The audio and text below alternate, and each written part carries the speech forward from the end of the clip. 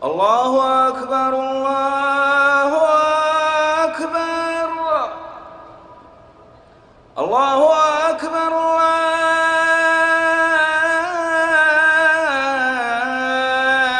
الله أكبر. أشهد أن لا إله إلا الله.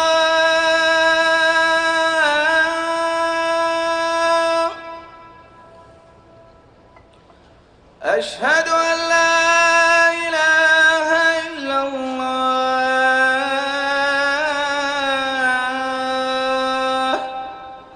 السلام عليكم ورحمة الله وبركاته. الحمد لله رب العالمين، وصلى الله وسلم وبارك على نبينا محمد وعلى آله وصحابته أجمعين. أما بعد. Nabiyyi Rabbii sallallahu alaihi wasallam irraa hadiisa Bukaariif Musliim odeessan keessatti akka dhufetti Islaamummaan waan shan irratti ijaaramte. Tokkoffaa Rabbiin malee haqaan gabbaraman hin jiru jedhanii ragaa bahuu. Nabi Muhammad ammoo ergama Rabbiiti jedhanii ragaa bahuu. Itti aansee salaata, itti aansee zakaadha, itti aansee soomaa, itti aansee hajjiidha. Salaanni arkaana Islaamummaa keessaa isa lammaffaa irratti argamti. Namni muslimaa hundi salaata yoo isiin tolte dalagaan biroollee tolu, yoo isiin badde immoo dalagaan biroos badu. Tana irratti yaaddahuu qaba. Salaata kana keessatti wanti jalqabaa qalbiidhaan khushuu'aan rabbitti garagaluudha. Namni muslima ta'e rabbiin afoo dhaabataa jira, rabbii kiyyatti garagalee jira jedheetiin yaaduudha wanti jalqabaa. Wantoonni ani armaan gaditti ibsuudhaaf adeemu kun wantoota salaata tolchaniidha malee wanti jalqabaa wanti salaata keessatti jiraachuu qabu, wanti salaata keessatti namni tokko yaadeetiin dalaguu qabu maalidha? Qalbiidhaan gama rabbii garagaluu, qalbiidhaan jiraatu, rabbii waliin qalbiidhaan achi garagaluu qabaa jechuudha. Wanti jalqaba beekamuu qabu isa kana. Inshaallah amma armaan gaditti akkaataa nabiyyiin keenya sallallahu alaihi wasallam itti salaataa turan ibsuudhaaf ni deemna. Maaliif jennaan nabiyyiin sallallahu alaihi wasallam salluu kamaa ra'aytumuunii usallii jedhan. Akka anaa salaatu argitanitti salaataa jedhan. Kanaaf akkaataa nabiyyiin sallallahu alaihi wasallam hadiisa sahiha keessatti dhufeen akkaataa isaan itti salaataa turan ibsuudhaaf adeemnaa jechuudha. Jalqaba yeroo salaatatti seennu wanti dalagachuu qabnu maalidha? Suturaa fuuldura keenyatti taasifachuudha. Akkuma nabiyyiin sallallahu alaihi wasallam fuuldura salaata isaaniitti suturaa taasifataa turan, nus jalqaba inshaallah suturaa fuuldura keenyatti taasifatuu qabna. Jidduu suturaatii fi jidduu namicha dhaabatee salaatuu yoo xiqqaate ciqileen 3 jiraachuu qaba.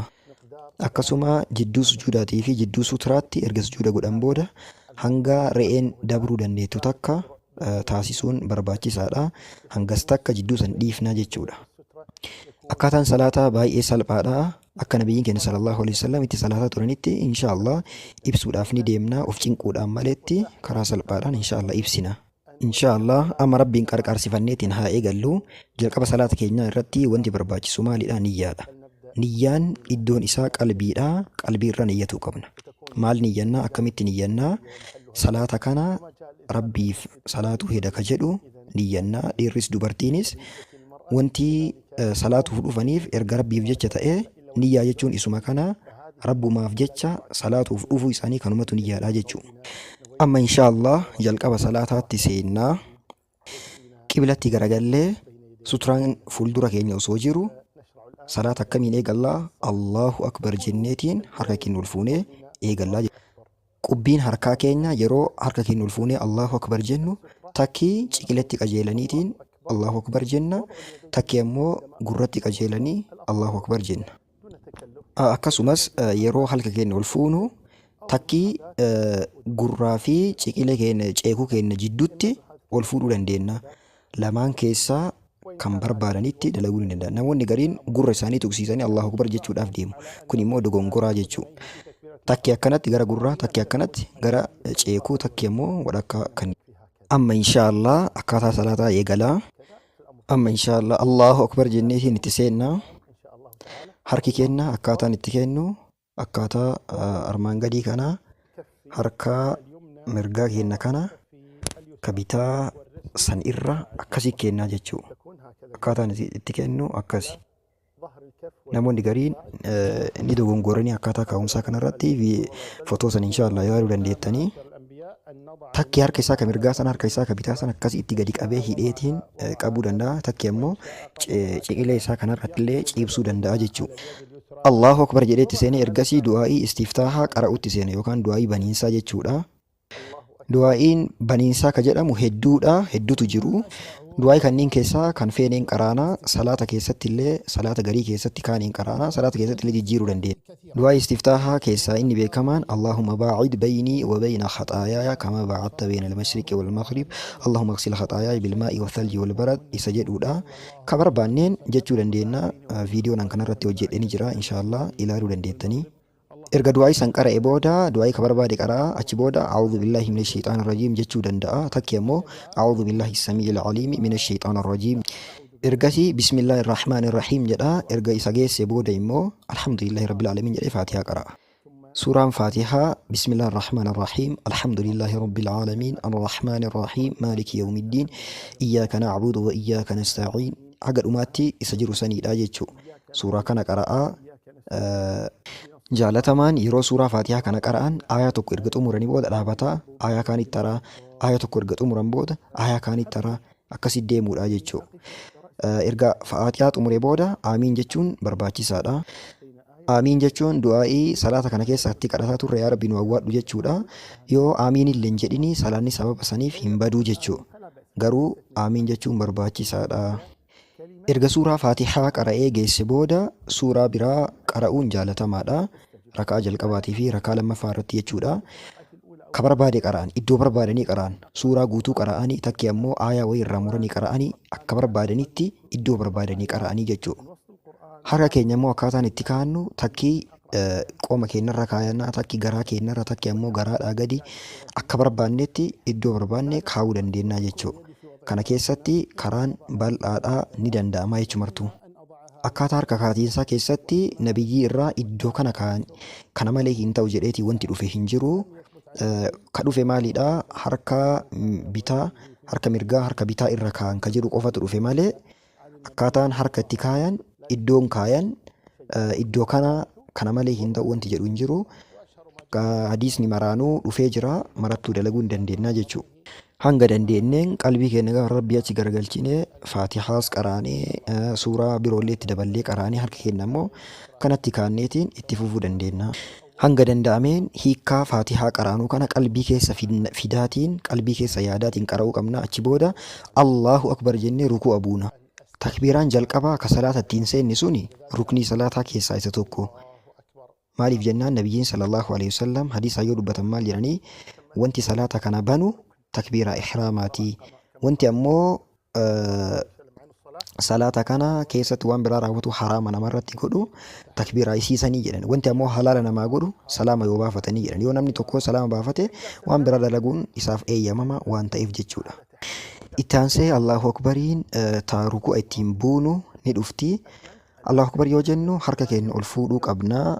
Namni tokko osoo salaatatti seenuudhaaf harka isaa osoo ol fuudhuu baatee afaanuma qofaan Allahu akbar jedhee itti seenee salaanni isaa hin badu garuu ammoo sunnaa dhiisee jechuudha. Jaalatamaan wanti cimaan wanti ajrii isaaf qabu maalidha harka ol fuudhee Allahu akbar jechuudha. Garuu yoo harka isaa ol fuudhee illee Allahu akbar jechuu baate salaanni isaa sababa kanaaf hin badduu jechuudha. Namootni gariin harka isaanii osoo ol hin fuudhin Allahu akbar akkanumatti jedhu. Kun dogongora faallaa sunnaa nabiyyiiti. Takki qalbii isaatiin gara rabbii achi garagaree harki isaa ol fuudhee Allahu akbar jechuudha. Jechichi illee Allahu akbar jedheetiin adda baasuu qabaa jechuudha. Namootni gariin Allahu akbar jedhanii Allahu akbar kasilaa jechuu qaban Allahu akbar jedhan waawiin jirtu kan jedhamuu qabu maalidha akkaataan sirriin Allahu akbar. Allah ka jedhu sun ha'iin sun erga dhumatte booda ka jiru hamzaa akbar jettu sani malee wakbarii miti. Kanaaf akkasitti sirreeffamuu qabaa jechuudha. Erga Allahu akbar jennee booda Allahu akbar jenneetiin ruku'a kenna buunaa jechuudha. Hanga danda'een yeroo ruku'a bu'u akkanatti diriiree mataan kiyyaa fi duddi kiyya hanga danda'een akka walitti galeetiin akkana naa diriiru gochuudhaaf ni yaalaa. Waan hin dandeenye ol ammoo rabbiillee nama hin cinqu duddaa fi mataan walitti galee hanga danda'een akkanatti diriireetiin ruku'a bu'uuf ni yaalaa. Ijji kiyya ammoo yeroo ruku'a bu'u garam garagaluu qabaa gara iddoo sujuudaa san garagaluu qabaa jechuudha. Harki ammoo akkaataan itti kaayan harka keenya addaan diriirsinee jilbarra kaa'uu qabnaa jechuudha. Of cinquudhaan maletti hanga danda'ameen harka kun akkaataa amma mul'isaa jiru kanaan akkana jilbarra ni kaayaa. Achi booda harki kiyyaallee akkas erga taa'e booda ijji kiyyaan ammoo gara iddoo sujuudaa ilaalaa. Dugda kiyyaan hanga danda'een diriireetiin akka sujuuda godhuuf ni yaalaa jechuudha. Akkaataan miilli itti dhaabatu ammoo of cinquudhaan maletti walitti qabuudhaan maletti addaanillee bal'isuudhaan maletti noormaal ta'eetumaan ceekuma kiyya waliin gadi dhaabaa jechuudha. Cinaachillee akkaataa inni itti ta'uu qabu ciqilee fi cinaacha qaama kiyyaa kana naannoo kalee kana addaan baasee harka kiyyallee yeroo ruku'abu addaan baasee gara iddoo sujuudaa laalaatiin cinaachaa fi ciqilee odoo walitti hin hirkisiin addaan baafnee haga dandeenyeen akkasitti sujuuda ruku'a bu'aa jechuudha. Erga ruku'a buune booda yeroo sadii subhaana rabbiyal aziim subhaana rabbiyal aziim subhaana rabbiyal aziim jenna. Sadii jechuun dirqamaa miti. Dirqamni yeroo tokko jechuudha. Hanga sadii jechuun ammoo hanga irra xiqqaa keessaa hangi guutuun isa. Hangi olaanaan ammoo sanii olis jechuudha. Namni tokko kophaa ofii kan salaatu hanga barbaade jechuu danda'a. Hanga barbaade turuu danda'a. Garuu yoo imaama ta'ee nama kan salaachisu ta'e namarratti dheeressuun hin ta'u namaaf gabaabsee hanguma xiqqaadhaan jechuu danda'a jechuudha. Akkasumas subhaana rabbiyal aziim wa bihamdihi jechuunis ni danda'ama.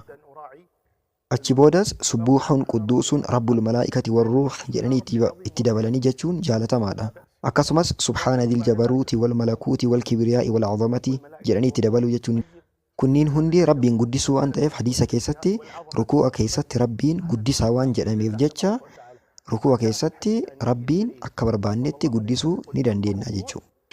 Ruku'a bu'ee zikriiwwan kanniin erga jedhee qaama kiyyaallee akkasitti erga kaa'ee booda achi booda maal godhaa sami'a Allahu liman hamida jedheetiin jilba kiyyarraa ol jedhaa jechuudha. Yeroo akkana jedhu dugdi kiyya maal ta'uu qabaa qaxxi ol jedhee dhaabatuu qabaa jechuudha.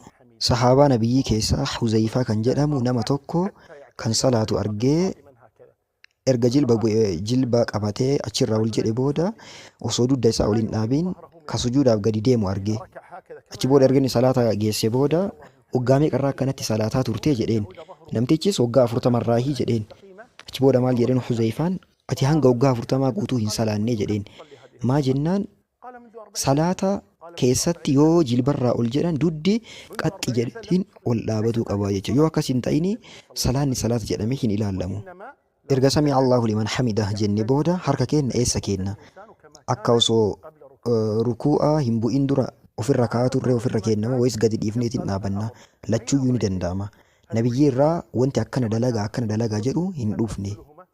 Imaamu Ahmad wanta kanarraa gaafatamanii namni tokko eessa kaaya harka isaa jennaa erga rukuu irraa ol jedhe booda iddoo barbaade kaahaa jedhan. Barbaadu harkarra kaa'ata, barbaadu immoo gadi dhiiseetiin dhaabata. Lachuuyyuu ni danda'ama.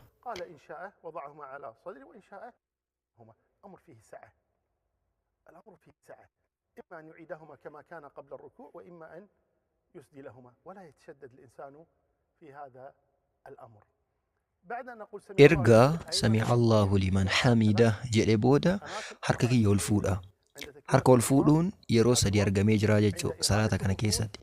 Tokkoffaa yeroo takbiraa ihraamaa yeroo jalqaba salaatatti seenu. Lammaffaa yeroo ruku'aa bu'uudhaaf deemu. Sadaffaan immoo yeroo ruku'arraa ol jedhu. Yeroo sadiin kana harka keenya ol fuunaa jechuudha. Sami'a Allahu liman hamida erga jedhe booda rabbanaa lakal hamdu takki ammoo rabbanaa walakal hamdu takki ammoo Allahumma rabbanaa lakal hamdu takki immoo Allahumma rabbanaa walakal hamdu. Afran kanniin keessaa kan fedhe jedhaa jechuudha. Kophaa salaataa yoo kan jiran ta'e takki ammoo imaama duubaan hidhatanii salaataa yoo kan jiran ta'e namatti irratti osoo hin dheeressiin zikrii kanallee jechuun barbaachisa. Mil'a samaawaati wa mil'a al-ardi wa mil'a maa shi'ta min shay'in ba'du nabiyyi irraa wanti kunis dhufee jira jechuudha. Sami'a Allahu liman hamida erga jedhe booda takki harka kiyya ofirra kaayee takki ammoo gadi dhiiseetiin dhaabadha. Amma immoo yeroon sujuudaa dhufee jira. Sujuuda yeroo goonu harka kiyya jilba dura lafa buusa moo wayis jilba kiyya harka dura lafa buusa? Dhimma kana keessatti lamaanuu ni danda'ama. Karaan bal'aadha. Ulamaa'iin gurguddaan kanneen akka Ibnu Qudaamaadha.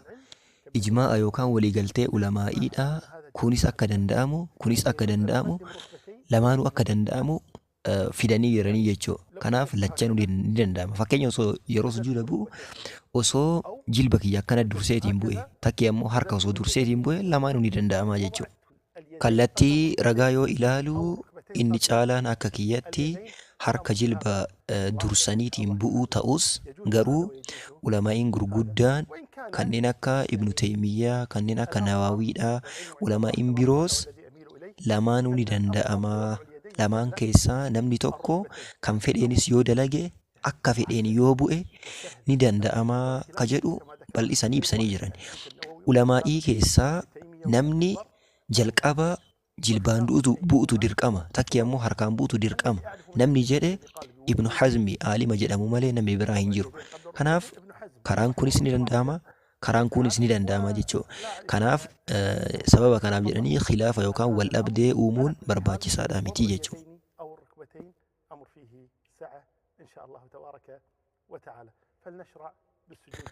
Amma inshaallah sujuudatti seennaa akkuma qara dubbanne ani amma harka kiyya jilba durseetiin gadi bu'a takki ammoo namni harkallee jilballee durse rakkoo hin qabu. إرجع سمع الله لمن حمده ربنا ولك الحمد حمدا كثيرا طيبا مباركا فيه إرجع جدي بودا أتش بودا كلا جرى سجودا أديما جتشو لال شكيستي يرو دابنو تأي دلقا كي نمر كيستي يرو دابن نجرو قرينو إلالو قمنو إدو سجودا تأوكبا إدو سجودا إلالوني سنة جالة مادا ديرك أمامتي sunnaan jaalatamaan inni cimaan inni bareedaan gara iddoo sujuudaa ilaalu garuu dirqamaa miti. Afoollee namni tokko osoo kalaalu ta'e ni danda'ama. Akkuma Rabbiin Quraana keessatti jedhe nabiyyiidhaan qad naraa taqalluba wajhika fis samaa'i falanuwalliyannaka qiblatan tardaaha akkuma jedhe nabiyyiin gama fuuldura isaanii ilaalaa turanii jechuudha. Kanaaf lachuu ni danda'ama. Yeroo sami'a Allahu liman hamidah jedhu harka kiyya ol fuudhaa akkuma qara dubbanne harka kiyya ol fuudheetiin rabbanaa walakal hamdu hamdan kasiiran xayyiban mubaarakan fihi zikrii jedhu jedha. Garuu ammoo yeroo sujuuda bu'uudhaaf adeemu harka kiyya ol fuudhatti hin hajamsiisu harka ol hin fuudhu jechuu yeroo sujuudaa. Yoo xiinxalline jechi Allahu akbar jedhu salaata kana keessatti yeroo hedduu ni deddeebi'a. Jalqaba yeroo salaatti seennu Allahu akbariidha. Yeroo jilba qabannu Allahu akbarii. Ammallee Allahu akbar jenneetiin sujuuda bu'uudhaaf adeemna. Allahu akbariin kun maaliif akkanatti deddeebi'a jennaan qalbii keenya keessaa yeroo salaata salaannu wanti qalbii keenya nu shaagalan wanti akka shayxaanaa yaanni garaagaraa nu afuu dhufuu danda'a. Yaada kanniin kanu yaannu kana caala rabbitu guddaadha. Dhimma rabbiitu jabaadha jecha ofitti himuudhaaf jecha shayxaanallee akkasii ofirraa ari'uudhaaf jecha Allahu akbariin akkanatti deddeebiti. Allahu akbar jennaa hin yaadannaa shayxanni illee yoo san gadi xiqqaataa deemaa jechuudha. Wanta nu yaannu waa'ee ilmaan kennaa waa'ee qabeenya kennaa kallattii waan nu yaannu hunda caalaa ka caalu rabbi jecha ofitti himuudhaaf jecha akkana ta'a jechuudha. Erga sami'a Allahu liman hamidah jedhe booda Allahu akbar jedheetiin sujuuda bu'a. Akkanatti jechuudha. Sujuuda ni bu'aa yeroo sujuuda bu'u mataan kiyya harka kiyya lamaan jidduu seeneetiin akkanatti sujuuda bu'aa. Takki ammoo mataan kiyya gara afootti achi bahee harki kiyya ammoo mataadhaa xiqqoo gadi ta'eetiin akkanatti sujuuda bu'aa jechuudha. Kanaaf yeroo sujuuda buunu haala lamaan bunaa jechuudha. Tokkoffaa mataan keenyaa harka lamaan jidduutti ta'ee argamuudha. Lammaffaa immoo mataan keenya afootti achi bahee harki keenya ammoo duubatti as bahudha. Namoonni gariin ni dogongoranii maal godhuu harka isaanii afootti achi baasanii mataa isaanii ammoo keessatti as seensisaniitiin sujuuda bu'an. Kuni dogongora. Akkaataa Nabii sallallahu alaihi wasallam irraa dhufe akkaataa lamaan dura dabarsine sanii jechuudha. Yeroo sujuuda buunu takki ammoo yeroo sujuudatti jirru iji keenya banameetiin sujuuda buuna. Ija keenya cufatuun barbaachisaadha miti. Maali jennaan Yahudaan yeroo sujuuda buutu maal gooti jedhanii ija ofii ni cufatti jedhan. Garuu ammoo nuti isaan faallessuu itti ajajamnee jirra ija keenya ni bannaa jechuudha. Namni tokko osoo yoo ija kiyya cufadhe salaata kiyya keessatti sirriitti khushuu'aan salaataa osoo ka jedhu ta'e hin cufatin hin jennuuni. Cufateetiin itti fufuu danda'a. Garuu yoo haalli lamaan wal qixa ta'u ta'e keessaa caalaan kamii ija ofii bananii salaatuudha jechuudha. Amma sujuuda nabiyyiin keenya sallallahu alaihi wasallam bu'aa turan ibsinaa osoo hin bu'in dura akkaataa isaa inshaallah isiniif ibsaa. Mataan keenya harka keenya achitti bahee ta'uu qaba, takke ammoo jidduu isaatti ta'uu qaba. Ciqileen keenya immoo cinaacha keenya irraa achi baheetiin ta'uu qaba. Garaan keenya immoo miila keenya irraa fagaatuu qaba yookaan sarbaa keenya irraa. Miilli keenya immoo hanga danda'ameen walitti kan dhiyeeffame ta'uu qaba. Qubni miilaa keenya immoo lafatti gadi dhaabattee gara qiblaatti achi garagaluu qabdi. Qubni miilaa lamaan jechuudha. Namni tokko hanga danda'een haala kanaan sujuuda bu'uu qaba. Inshaallah kanan ibsina. Yeroo sujuuda buunu kana zikrii subhaana rabbiyal a'laa takki ammoo subhaana rabbiyal a'laa wa bihamdihi kan jedhan kanniin lamaan keessaa kan feene jechuu dandeenya. Akkuma yeroo dabarsine yeroo rukuu'a buunu subhaana rabbiyal aziim jennu as keessatti ammoo subhaana rabbiyal a'laa jenna. Sujuuda yeroo buunu du'aa heddummeessuun barbaachisaadha. Keessattuu du'aa'ii waa'ee aakhiraatiin wal qabatan, du'aa'ii waa'ee jannataa, azaaba jalaa bahuu, du'aa'ii akkanaa kanneen sirriitti kadhatuu qabna jechuudha. Nabiyyiin sallallahu alaihi wasallam sujuuda keessatti du'aa'ii heddummeessaa jedhan. Isiniif awwaatamuun isaa ni kajeelamaa waan jedhaniif jechuudha. Amma sujuuda buunaa kun akkanatti buunaa. Harki keenya mataan keenya harka keenya lamaan jidduu seenee takki ammoo mataan fuulduratti achi bahee akkanatti sujuuda buunaa. Ciqileen keenya cinaacha keenya irraa itti osoo maxxansiin irraa achi sissinee garaan keenya ammoo sarbaa keenya irra osoo hin ciibsin irraa achi baafneetiin irraa achi sissinee kun akkanatti sujuuda buunaa. Harka keenya ammoo osoo walitti illee maxxansuudhaaf hin deemin harka qubaa takki ammoo addaan illee diriirsuudhaaf osoo hin deemin normaal gooneetumaan akkasitti kennaa. Wantoota cinqinuuf hin jiru garuu wantoota dogongoraa mafotoo irratti mul'atan kanneen eeggatuu qabna jechuudha. Allahu akbar jedheetiin sujuuda irraa ol jedha.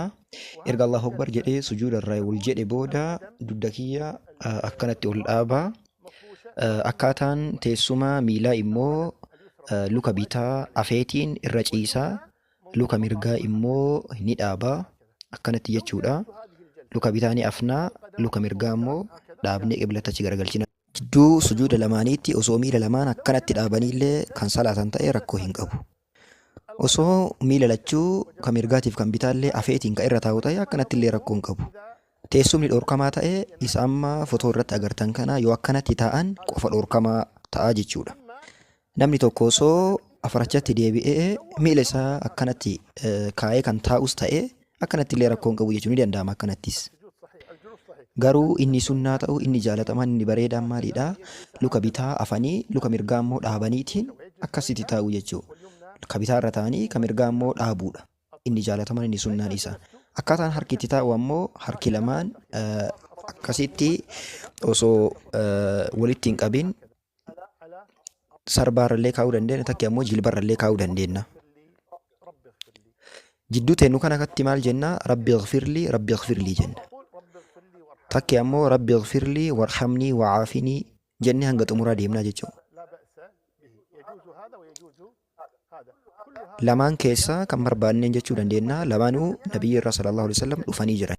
Ergasii sujuudni lammaffaan ni dhufa. Ergaa zikrii sujuuda jidduu lamaanitti jedhamu jedhe booda sujuuda lammaffaa bu'a. Harki keenya akkuma dura dubbanne yookiin sarbaa irra kaa'ama yookiin ammoo jilba lamaan irra erga keenya booda karaan bal'aadha jennee lamaan keessaa iddoo barbaanne kenna. Akkuma sujuuda jalqabaa bu'etti ammas kunoo sujuuda lammaffaa akkanatti bu'a jechuudha. Akkuma sujuuda duraa keessatti jedhe kana keessatti illee jedhaa jechuudha. Ergaa sujuuda irraa ol jedhe booda xiqqoo ni taa'a. Teessumni erga sujuuda irraa ol jedhan rakaa jalqaba erga fixanii taa'an kun jalsaa istiraahaa jedhama. Hanga qaamni kiyyaa iddoo isaatti deebuutti xiqqoo araffi jedhee taa'ee boqonnaa fudha. Teessumni boqonnaa yookaan jalsaa istiraahaa kan jedhamu kun erga rakaa tokkoffaa xumurree fi erga rakaa sadaffaa xumurree taa'amti. Ulamaa'iin gariin teessumni istiraahaa yookaan jalsaa istiraahaa yookaan teessuma boqonnaa kan jedhamu kun hin barbaachisu. Wanti isin barbaachifteef hin jiru jedhan. Garuu namni tokko yeroo itti ajametti yeroo rakkoo garagaraatiif jecha taa'uu barbaadetti malee lafumaa ka'eetiin taa'uu hin qabu jedhan. Maal godhaa? Erga sujuuda bu'e booda sujuuda irraa osoo teessuma isaa takka illee hin taa'in oluma jedhaa jedhani. Ulamaa'iin gariin kanneen akka Imaamu Shaafi'ii faatii barbaachisaadha sunna jaalatamtuudha jedhanii.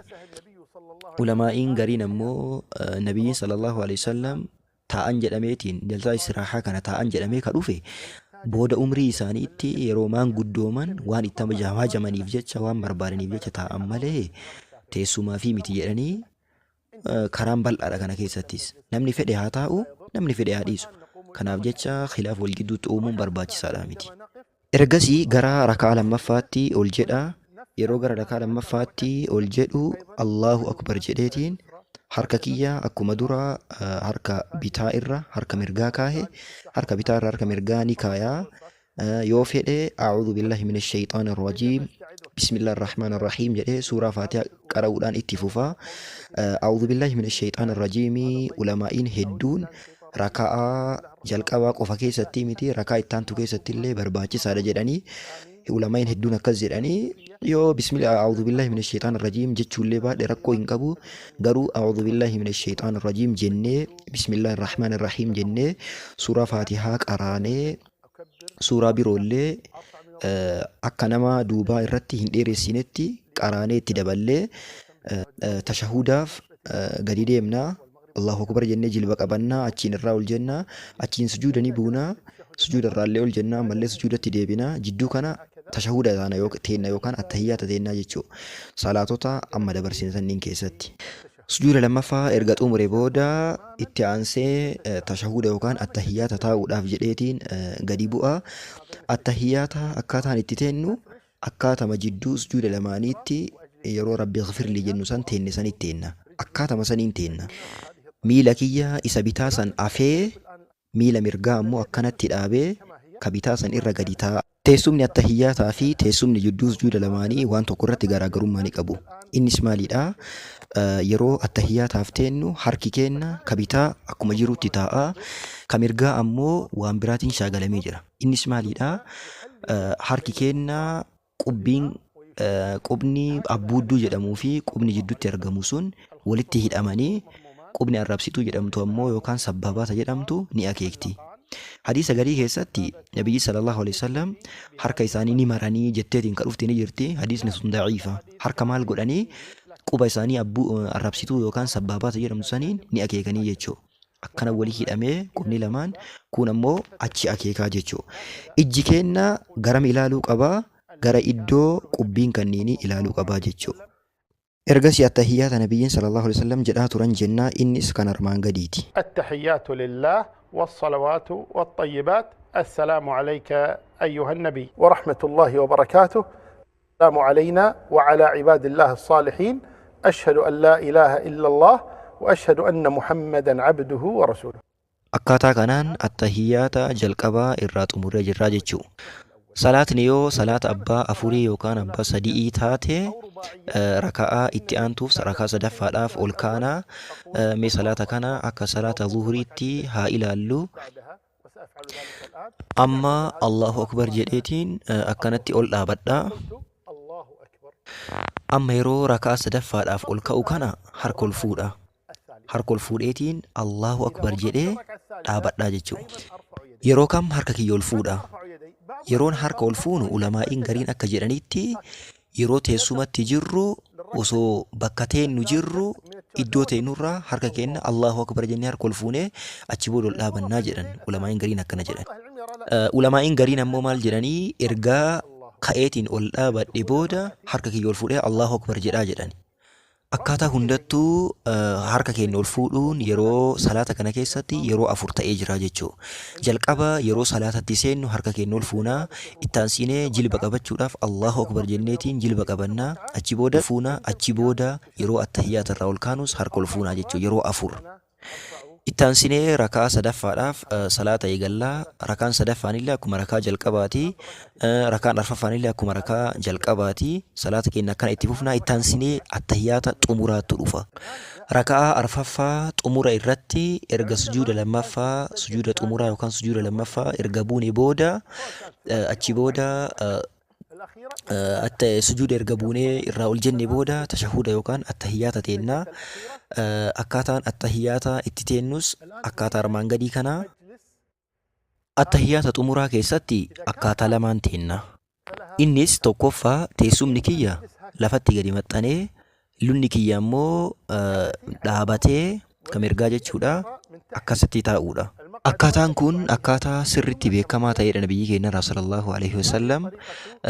Akkaataa kanaan erga teennee booda tashahuda akkuma ka tashahuda duraa keessatti qaraane tashahuda kana keessatti illee qaraanaa tahiyyaatu ka jedhu san itti aansuudhaan harki keenya ammoo akkuma ka duraa keessa hiinee quba arrabsituu akeektuu goonee quba taawwan ammoo akkana walitti hiineetiin akkasitti kennaa jechuudha.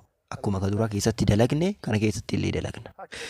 Akkaataan biroos akkaataan kun ni danda'ama. Luka keenya akkana lafa diriirsinee luka keenya ka bitaa ammoo jidduu saaqa yookaan ammoo sarbaa keenyaa fi jidduu jilba keenyaatti akkanatti kennee miila keenya jidduu jechuudha. Akkaataan kunis ni danda'ama. Garuu ammoo nama moggaa keenya jiru nama nu bira jiru jeequu hin qabnu cinquu hin qabnu jechuudha. Yoo kophaa keenya kan salaannu ta'e yookaan imaama taanee kan salaachiifnu ta'e akkaataa kanaan taa'uu ni dandeenya. Garuu nama biraa yoo kan salaannu ta'e nama jeequu waan hin qabneef akkasitti taa'uu hin qabnu jechuudha. Akkaataan beekamaan garuu akkaataa teessumni akkaataa duraa saniin taa'utu jaalatamaa. Achi booda attahiyyaata kennaa ija keenyaan gama qubbiinii ilaalaa tashahuda dhumaa jennaa jechuudha. السلام علينا وعلى عباد الله الصالحين أشهد أن لا إله إلا الله وأشهد أن محمدا عبده ورسوله. Attahiyyaata keenya salaatuu ala nabiyyiidhaan sallallahu alaihi wasallam xumuruu qabna. Innis akkaataa hedduutu jira. Akkaataa hedduu kanneen keessaa kan barbaadan hafazaatiin itti dalagaa yoo marayyuu hafazdanii salaata garaagaraa keessatti fayyadamtan ni danda'ama. اللهم صل على محمد وعلى آل محمد كما صليت على إبراهيم وعلى آل إبراهيم إنك حميد مجيد. اللهم بارك على محمد وعلى آل محمد كما باركت على إبراهيم وعلى آل إبراهيم إنك حميد مجيد. انتهى. هذه صيغة. هناك صيغة ثانية. اللهم صل على محمد وعلى آل محمد كما صليت على آل إبراهيم إنك حميد مجيد. اللهم بارك على محمد وعلى آل محمد كما باركت على آل إبراهيم إنك حميد مجيد. لم يذكر إبراهيم فقد ذكر آل إبراهيم. هناك صيغة ثالثة. اللهم صل على محمد وعلى أزواجه وذريته كما صليت على آل إبراهيم إنك حميد مجيد. اللهم بارك على محمد وعلى أزواجه وذريته كما باركت على آل إبراهيم إنك حميد مجيد. هذه صيغة ثالثة. Akkaataaleen salawaata nabiyyi irratti buusan hedduutu jira. Nama musliimaa irratti wanti dirqama ta'u tokkochuma qabatee isatti dalaguudha. Takki ammoo kan biroollee qabatee salaatota garaagaraa keessatti itti fayyadamaa adeemuudha jechuudha. Maal jennaan wanti barbaachisu akkaataa nabiyyiin tashahuda qara'anitti qara'uu waan ta'eef jechuudha. Erga attahiyyaata kanneen hunda xumurre booda wanti barbaachisu maalidha? Abdullah ibn Mas'ud nabiyyiin sallallahu alaihi wasallam akka suuraa quraana nu barsiisanitti attahiyyaata illee nu barsiisanii jedha. Erga kana geessite booda du'aa'ii feete kadhadhu naan jedhanii jedha. Kanaaf du'aa'ii kadhatuun nurraa barbaachisaadha. Salaata kana keessatti du'aa'iin iddoo hedduutti dhuftee jirti. Fakkeenya quraana yeroo qaraanu aayaa azaabaa irraa maganfatuun aayaa rahmataa immoo kadhatuun kunuu du'aa'iidha. Akkasuma illee yeroo jilba qabannu اللهم سبحانك اللهم ربنا وبحمدك اللهم اغفر لي يرو ينو دعائي دا يرو سجود بونو دعائي دا صلاتني إدولين هدون دعائي دان كان قوتا مير آجيچو سرت دعائي كارتو برباجيسا يرو لي كان نمارا كيسا يرو انچما يرو كمي صلاة أصون تمورين دورا دعائي كارتا مودا نبي صلى الله عليه وسلم دعائي كان نين كيسا اللي چالان دعائي نبيين كينا إرتوراني سرت كارتا توران سنين كارتو راجي. أفضل هذا الدعاء ما كان يلتزمه النبي صلى الله عليه وسلم. كان يقول صلى الله عليه وسلم اللهم إني أعوذ بك من عذاب جهنم ومن عذاب القبر ومن فتنة المحيا والممات ومن شر فتنة المسيح الدجال. Kuni du'aa'ii nabiyyi keenya sallallahu alaihi wasallam irraa dhufeedha. Namni tokko osoo itti dabalee du'aa'ii nabiyyiin sallallahu alaihi wasallam Mu'aadh ibn Jabal salaata hunda booda du'aa'ii kana kadhatu hin dhiisin jedhaniin. أن تقول اللهم أعني على ذكرك وشكرك وحسن عبادتك. du'aa'ii kanaanis kadhatuun bareedaadha. Achi boodas du'aa'ii barbaadde filadhuutiin ittiin kadhadhu. Imaamaa boodatti nama hidhatee salaatus yoo taate hanga imaamni kee salaata xumurutti du'aa'ii barbaaddee fidiitiin kadhadhu. Fakkeenya du'aa'ii Abi Dardaa kadhataa ture keessa isa armaan gadii kana. رضي الله عنه كان يقول في دعائه اللهم إني أعوذ بك من الشك والشرك والشقاق والنفاق وسوء الأخلاق اللهم آت نفوسنا تقواها وزكها أنت خير من زكاها اللهم نسألك الجنة. Du'aa'ilee hedduutu jira. Namni martuu waan qalbiin kiyya itti hajama jedhe akka fedhetti ittiin kadhatuu danda'a jechuudha. Namni tokko osoo imaamatti hidhatee jiru osoo fakkeenya attahiyaataa qara'ee ka xumuru ta'e hanga imaamni salaama baafatutti harka isaa akka jalqaba kaayisan irraa fuudhuu hin qabu jechuudha. Ergasii xumurri salaataa ni dhufa. Akkaataan salaataa itti xumuran immoo assalaamu alaykum wa rahmatullah, assalaamu alaykum wa rahmatullah jedhanii kallattii lachuutu baafachuudha. Namootni gariin yeroon salaama jechaa kan assalaamu alaykum yeroon jedhan jalqaba mataadhaan achi garagalan achi booda assalaamu alaykum wa rahmatullah jedhaniitiin achi booda mataan achi garagalan jedhanii kun dirqamaa miti. Kan barbaachisu maalidha? Dubbiin afaaniitii fi sochiin yeroo tokko ta'uu qaba. Assalaamu alaykum wa rahmatullah, assalaamu alaykum wa rahmatullah jedhaa waliin socho'aa waliin jechuu qabnaa jechuu al takka ta'uu qaban. Nabiyyiin sallallahu alaihi wasallam yeroo salaama baafatan hanga addeenyi fuula boqoo isaanii mul'atutti garagalanii jedhan. Garagaliinsi keenya garagaliinsa guutuu ta'uu qaba jechuudha. Guutumaan guutuu fuulli keenya achi garagaluu nu qaba. Akkasumas yeroo salaama baafannu assalaamu alaykum wa rahmatullahi wa barakaatuhu osoo kan jedhamullee ta'e rakkoo hin qabu. Garuu caalaan sunnaa nabiyyii ka ta'e inni caalaan maali? Assalaamu alaykum wa rahmatullah qofa jechuudha. Erga wantoota kanniin jennee xumurre booda wanti ittaanu azkaara yookaan zikrii salaata boodaati. Inshaallah wanti kunuu gahaadha. Rabbiin anaa fi isin irraallee haa qeebalu.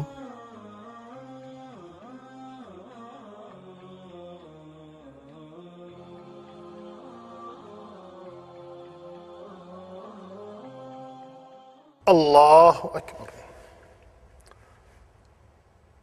اللهم باعد بيني وبين خطاياي كما بعدت بين المشرق والمغرب.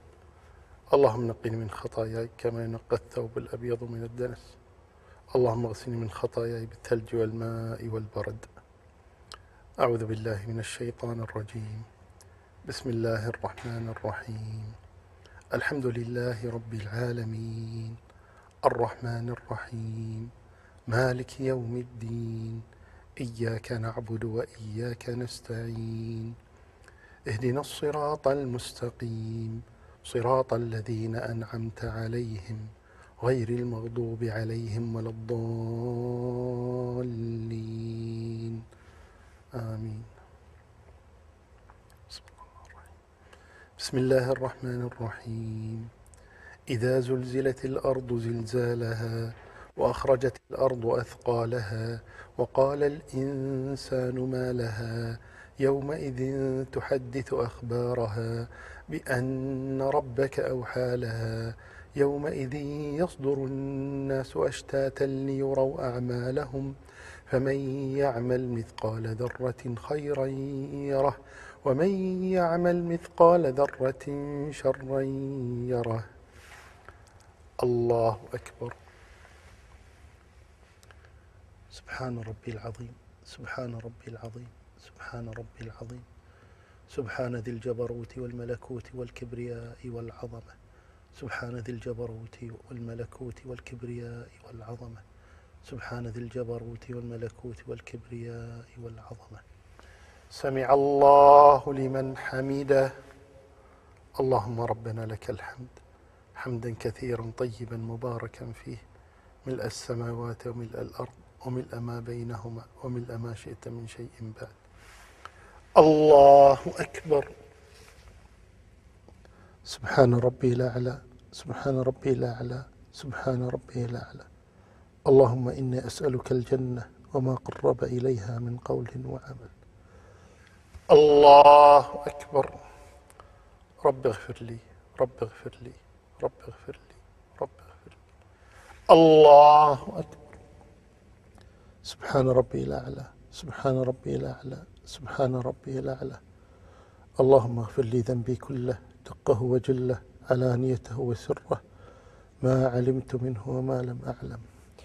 الله أكبر.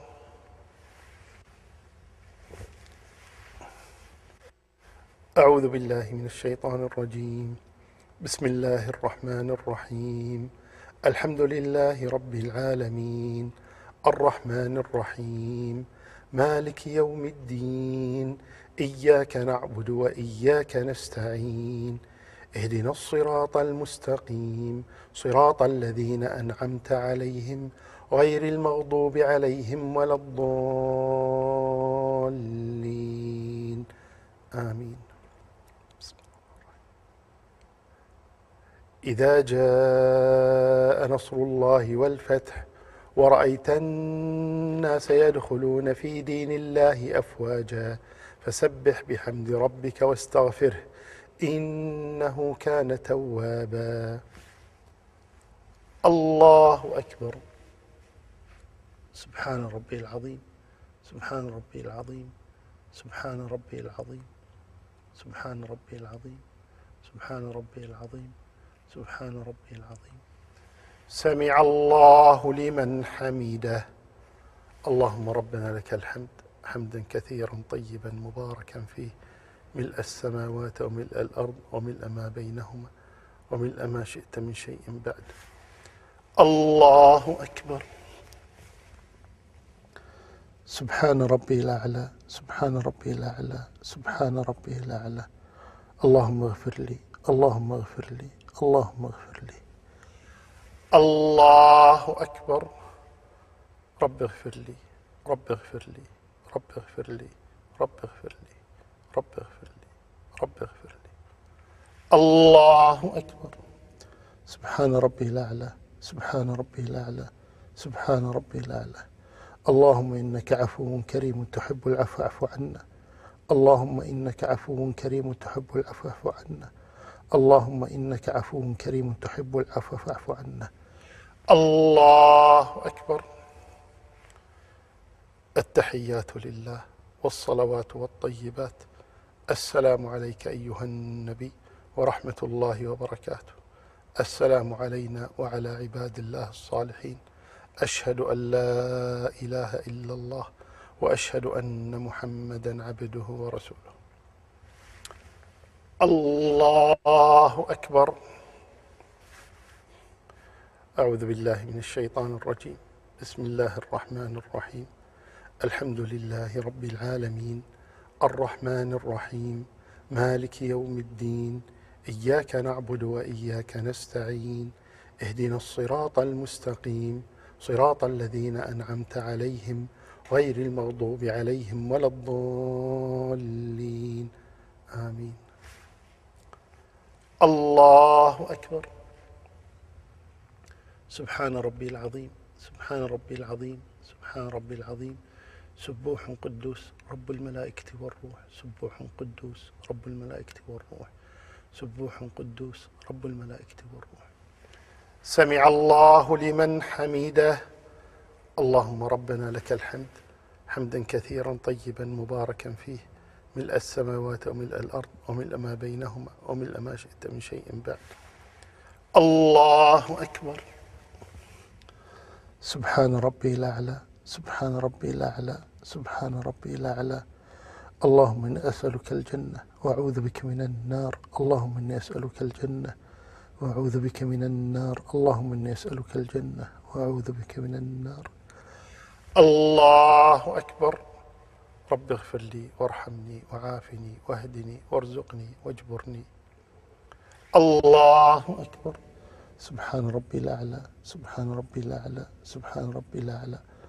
رب اغفر لي ولوالدي، رب اغفر لي ولوالدي، رب اغفر لي ولوالدي. اللهم ارحمهما كما ربياني صغيرا. الله أكبر.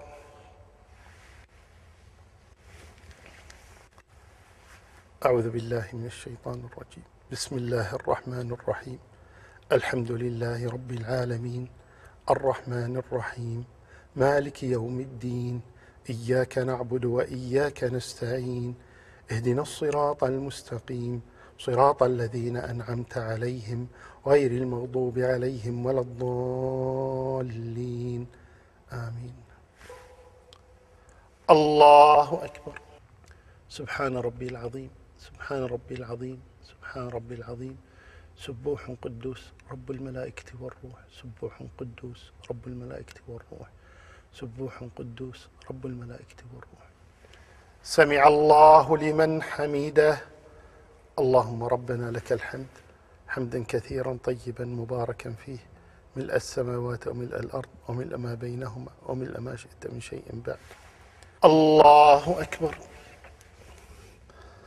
سبحان ربي الأعلى، سبحان ربي الأعلى، سبحان ربي الأعلى. الله أكبر. رب اغفر لي، رب اغفر لي، رب اغفر لي، رب اغفر لي. الله أكبر. سبحان ربي الأعلى، سبحان ربي الأعلى، سبحان ربي الأعلى. الله أكبر. التحيات لله والصلوات والطيبات. السلام عليك أيها النبي ورحمة الله وبركاته. السلام علينا وعلى عباد الله الصالحين. أشهد أن لا إله إلا الله وأشهد أن محمدا عبده ورسوله. اللهم صل على محمد وعلى آل محمد كما صليت على إبراهيم وعلى آل إبراهيم إنك حميد مجيد.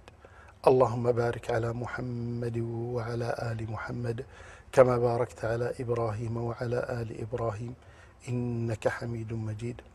اللهم باعد بيني وبين خطاياي كما باعدت بين المشرق والمغرب.